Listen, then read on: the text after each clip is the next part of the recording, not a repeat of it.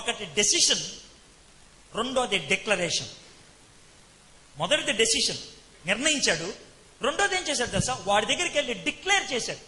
Sir, నేను తినకూడదని decide చేసుకున్నానండి అని చెప్పాడు.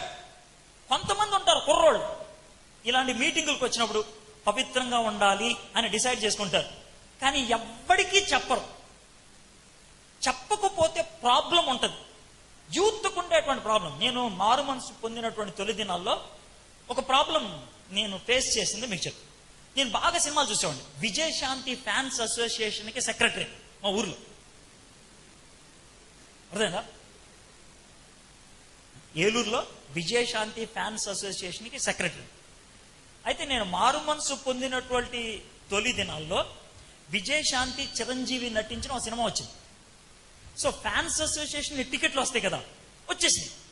కుర్రోళ్ళు ముందు రోజు చెప్పారు, అరే టికెట్లు వచ్చినారా, పొద్దున్న 9 గంటలకు రెడీగా ఉండాలి. అయితే అప్పటికి మారు మనసు పొంది 15 రోజులు అయింది. నేను డిసైడ్ అయిపోయా సినిమాలకు వెళ్ళకూడదు అని. ఓకే, కానీ ఎవ్వడికి చెప్పాలి. అందుకే ఆఫర్ వచ్చింది, టికెట్లు వచ్చినాయి. పోనీ అప్పుడైనా చెప్పానా? చెప్పలా.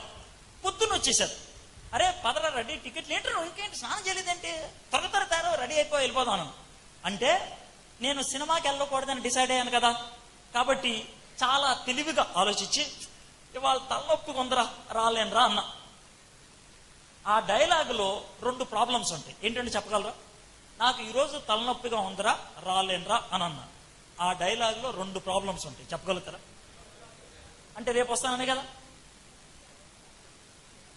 ఈ రోజు రాను, రేపు వస్తాను. రెండోది, తలనొప్పి లేదు, ఇప్పుడు వస్తుంది. ఏమో క్లియర్? అయితే ఆ 2 చెప్పాను నేను. ఆ రోజు చెప్పాను, నాకు తలనొప్పి కొందరా, నేను రాను ఈ రోజు. దాంతో నెక్స్ట్ డే మళ్ళీ ఆఫర్ వచ్చింది, వస్తూనే ఉంటుంది.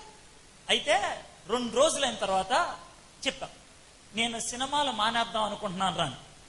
సినిమాలు చూద్దాం అనుకుంటున్నామంటే ఎప్పుడు ఏమండో ఏ సినిమాకి వెళ్ళాలో చెప్తారు. సిగరెట్ తాగుదాం అనుకుంటున్నామంటే ఎప్పుడేమండు ఏ బ్రాండ్ మంచిదో. కానీ మానేస్తానంటే మాత్రం ఎర్రగా పడి నవ్వుతారు. ఎప్పుడైనా సార్ సినిమాలు మానేస్తానంటే, అబ్బో పవిత్రుడు అయిపోయావా, ఎన్ని రోజులు ఉంటావు చూస్తానులే. అయినా సినిమాలు చూడటం తప్పని ఎక్కడ ఉందిరా? ఈ డైలాగులన్నీ అప్పుడు వస్తాయి. మానేస్తానంటే ఎప్పుడు మెచ్చుకోడు, మానేస్తానంటే ఎప్పుడు స్వాగతం పలకడు.